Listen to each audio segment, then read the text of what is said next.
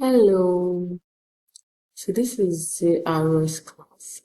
I'm going to be talking about Mosaic authorship plus objections against Mosaic authorship. That is what I'll be talking about, and I want you to, I want you to follow me through till the end.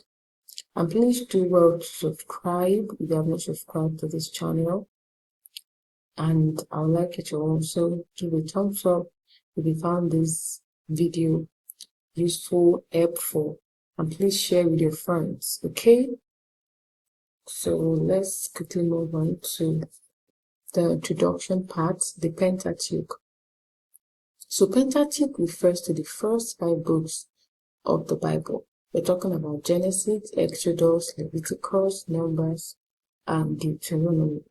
So traditionally, these books are believed to have been written by Moses. They believe known as Mosaic authorship. So that's why they call it Mosaic authorship. They believe that Moses wrote those 5 books. Okay? And this belief is based on biblical evidence, Jewish and Christian traditions, logical reasoning. You get? So it's not like they just said, oh, Moses is the author. No. They have evidences to prove that Moses, is the author.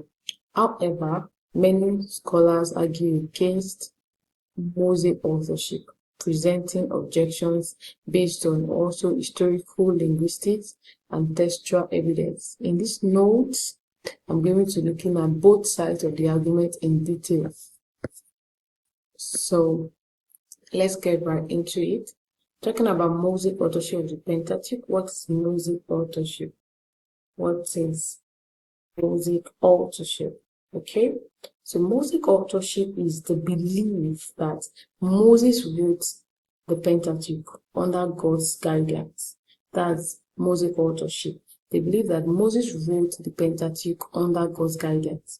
This means that Moses wrote down God's laws and recorded historical events. The books contain eyewitnesses' account of events during Moses' leadership. Are you getting it? And that the law of Moses, such as the 10 Commandments, were directly given to him by what? By God. So they have biblical references stating that Moses wrote the law. They have historical Jewish and Christian traditions supporting Moses as the author. And the content of the Pentateuch, which includes laws, history, and events related to Moses' life. So the belief has been accepted for centuries by Jews who call the Pentateuch the Torah.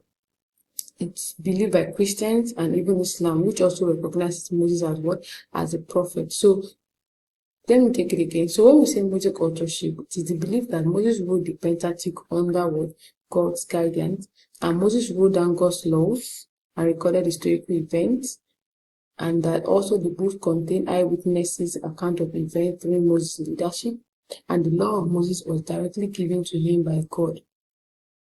Okay, so now let's look at biblical evidence for Mosaic authorship. The Bible itself claims that Moses wrote certain part of the Pentateuch. So when they tell you to prove that Moses is the author, these are the things you'll be mentioning. So first of biblical evidence for Mosaic authorship. The Bible itself claims that Moses wrote certain part of the Pentateuch. Some verses that support this include Exodus 24 verse 4, Moses wrote all the words of the Lord, Deuteronomy 31:9, and Moses wrote this law and delivered it to the priest. So those are evidences to show that Moses wrote it, because talking about, it says Moses wrote this law and delivered it to the priest, and Moses wrote all the words of the Lord. Do you get? So if the Bible itself states that Moses wrote, if the Bible itself states that Moses wrote these books, many believe that this is enough proof to support what? Mosaic authorship. Okay? So we also have Moses' education and writing. Also to support Mosaic authorship, Moses' education and writing. So some argue that Moses was educated enough to write these books because he was raised in Pharaoh's palace. And of course, you know what that means. You know what that means. He was raised in Pharaoh's palace, so he was educated. He was really, really educated. Then moving on, We also have that he received an elite Egyptian education. The fact that he was raised in Pharaoh's palace. And also, Moses was, if you check Acts 7, verse 22, says Moses was instructed in all the wisdom of the Egyptians. So, Egyptian education at the time included reading, writing, law, and record keeping. So, of course, Moses, was learned. So, for example, if a prince today goes to the best university and learns law, we would not be surprised if he later writes a book about governance. Similarly, Moses had the education needed to write the Pentateuch. Do you get the example I'm trying to give now? So, for what I wrote here, if a book about your life includes personal experiences only you witnessed, people would naturally assume you wrote it, of course. So, when you read it, you can see that everything about Moses was written there. So, obviously, people would naturally assume that Moses wrote it, okay? So, also, Moses' first-hand experience of the events. Moses had first-hand experience of the events recorded in the Pentateuch. Many of the events in the Pentateuch happened during Moses' lifetime. This include the burning bush encounter, okay, the plagues in Egypt, the crossing of the Red Sea. All those things happened during Moses' lifetime. The giving of the Ten Commandments. So, someone who was physically present for this event will be the best person to write about them. So, for example, if a general in the army leads a war and later writes a book about the battle, we will trust his account more than a historian writing 200 years later. You get what I mean? So, another reason to support Mosaic authorship, we have Jewish tradition. Jewish and Christian tradition support it. So, the ancient Jewish scholars and rabbis have always credited Moses as the author. The Talmud, which is Jewish sacred text, calls Moses Moshe Rabbeinu, that's Moses our teacher. So they support Moses as the author. Then the New Testament refers to the law of Moses multiple times. If you check Luke chapter 24, verse 44. So if people pass down a story for generations, saying that a certain person wrote a book, it is likely to be true. Okay? It's likely to be true. Then we also have the unity of the Pentateuch. The unity of the Pentateuch. So we are talking about the writing style. So despite covering many topics like law, history, rituals, genealogy, the Pentateuch is consistent in style and theme.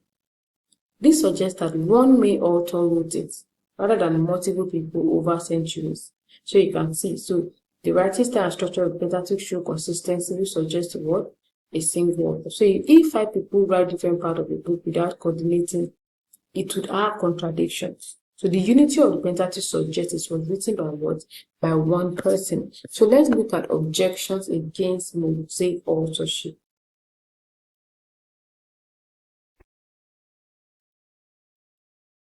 You get, so let's move on to objections against Mosaic authorship. So despite the strong belief in Mosaic authorship, many scholars argue against it. They do not believe, and why? Number one, we have variation in names of God. So different parts of the Pentateuch use different names of God. Genesis chapter 1 uses Elohim. So let me also remind you that we have the Bible that was used then, which was not in English language, right? So it has been translated now. So it's possible you check Genesis 1 and you did not see Elohim. But in the initial, the first Bible, the manuscript, God was referred to as Elohim. Then in Genesis chapter 2, he was referred to as Yahweh. Yahweh Elohim, not God. So this suggests that different writers with different traditions wrote these sections. So what this means is that if one part of a book calls a king his majesty and another calls him the supreme leader, it suggests multiple authors. Let me bring it in. You are reading a book and then the first chapter called the character Ngozi. Then in the second chapter, they are still referring to that same character called Ngozi was called Chioma. Something is definitely wrong because you'll be wondering, is the author confused? You get what I mean? So the fact that we have variation in names of God, that's one of the reasons why Moses wasn't considered as the author. Then we have double narratives, repetition of stories. So some events in the Pentateuch appear twice, but with different details. For example, the creation story, Genesis chapter 1 and Genesis chapter 2 describe the creation of the world differently.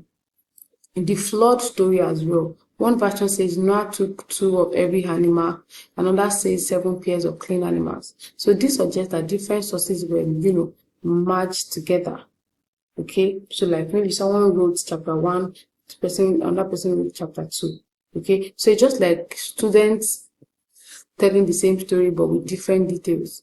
So you will definitely suspect that they got their information from different sources, from different textbooks. So another objection, we have mention of places that didn't exist in Moses' time. So there are some places that were mentioned that those places were not in existence during the time of Moses. For example, in Genesis chapter 14 verse 14, Dan was mentioned. According to historical evidence, history shows that Dan was not founded until after Moses' time. So how would you now say Moses wrote the Pentateuch? How did you know about that? Do you get? So this suggests that a later writer added or updated place and the place names, right? So, for example, if a history book about ancient Nigeria mentioned Abuja in the 1800s, rather, we will suspect, that part was written much later, because as at then there was no place like Abuja. Do you get? You know that it was written later. So that's another objection. Then moving on to the use of third person writing style. The Pentateuch refers to Moses in the third person, not I or me. So for example, in Numbers 3, it says, now Moses was the most humble man on earth. If it were to be Moses that wrote it, then it should be Moses was the most humble man on earth. But now Moses was, that means somebody was writing about Moses. So if Moses wrote this himself, it would seem arrogant to call himself the most humble man. Do you get? And it's unlikely that Moses would describe himself this way. So this suggests that someone else wrote these words about Moses. So imagine if now you found a diary that said, Temi is the kindest person in the world.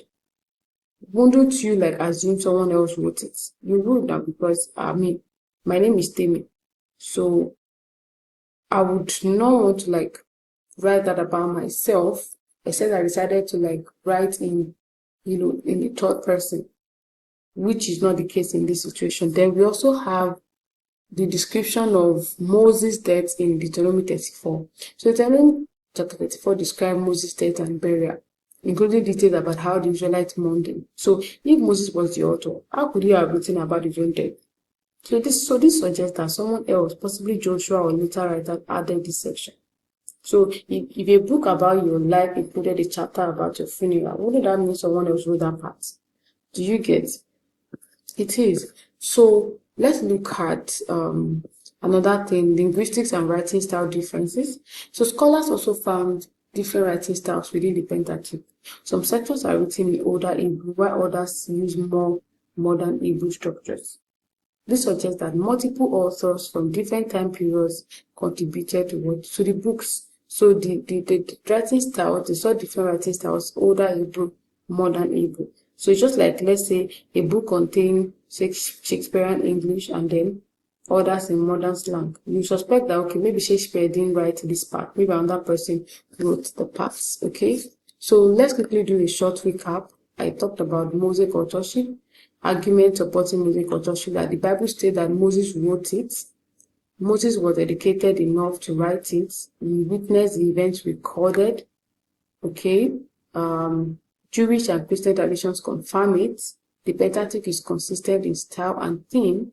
Then objections against Mosaic authorship. Different names for God suggest multiple authors. Some stories are repeated with variations. Places mentioned did not exist in Moses' time.